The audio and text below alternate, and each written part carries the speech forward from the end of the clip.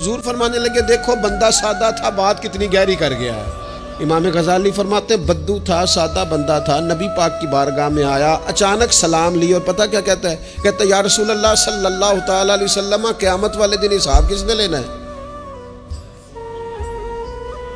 तो महबूब करीम ने नज़र मुबारक उठाई और ज़ेरे लब हुजूर भी मुस्कुराए। फरमाया हिसाब अल्लाह ताला ने लेना है। तो उसने कंधे पे चादर रखी और मुस्कुराने लगा।